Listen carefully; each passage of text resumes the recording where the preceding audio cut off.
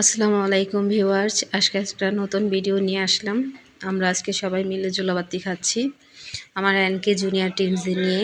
দেখেন, চুলা জ্বালিয়ে দিয়েছি, হাঁড়িতে মাংস কষাচ্ছি। প্রথম থেকে ভিডিওটা করতে পারিনি, তাই এখন আবার ভিডিওটা শুরু করেছি। তো দেখেন কি সুন্দর করে রান্না করছি।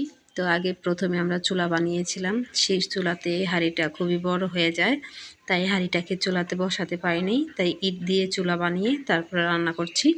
আমার এনকে জুনিয়র টিমসরাই আজকে রান্না করতেছে। ওরা অনেক দিন যাবত ধরে পিকনিক খেতে চেয়েছিল, রান্না করে দিতে পারি নাই, স্কুল খুলে গিয়েছে। তো আজকে তো শুক্রবার, তার জন্য আজকে সবাই মিলে পিকনিক খাওয়ানো হচ্ছে। আয়োজন করেছে, চাল টাল সব কিছু ধুয়ে নিয়ে আসছে। ওই সময় ভিডিওটাও করতে পারিনি, তো এখন থেকেই শুরু করেছি। তো কেমন হয়েছে সবাই কমেন্টে জানাবেন। খুবই মজার, ছোটোবেলার দিনের কথা মনে পড়ে যায়। ছোটোবেলা আগে অনেক পিকনিক খাইতাম। মা যখন আমাদেরকে রান্না করতে দিত না, তখন আমরা পলায় পলায় সব কিছু নিয়ে তারপরে একটা বাগানে চলে যেতাম। তারপর তখন রান্না করতাম ভাত কিংবা শাকভাজি কিংবা ভর্তা, খিচুড়ি, এরকম করে মজা করে রান্না করতাম। আর এখন তো নিজেরাই সব কিছু আয়োজন করতে পারি। মুরগির মাংস আমার বোন এনে দিয়েছে, তারপরে ডিম তোলা চালও কিনে এনে দিয়েছিল, সেটাতেই রান্না করতেছি। কারণ মিনিকেট চাল দিয়ে খিচুড়ি মজা হয় না, তো ডিম তোলা চাল দিয়ে খেতে অনেক মজা।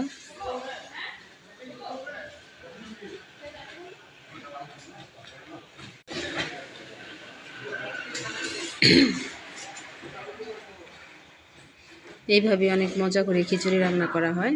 আমরা সবাই মিলে অনেক মজা করে রান্না করতেছি, এবং খুব দেখেন কত মজার খিচুড়িগুলি, কি মজা করে রান্না করতেছি। মনে হচ্ছে যে কি মজা হচ্ছে, তাই না?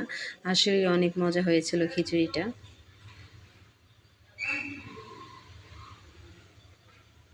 বাচ্চারা এতগুলো চাল নাড়তে পারে না, তাই আমি সুন্দর করে নেড়ে দিচ্ছি।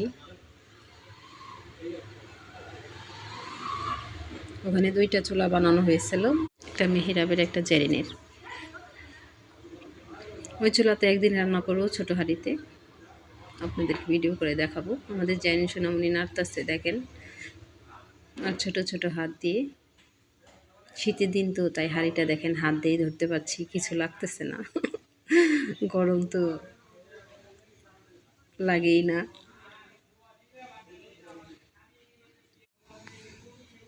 তো কে কে খাবেন চলে আসেন। মাংস দিয়ে খিচুড়ি রান্না হচ্ছে।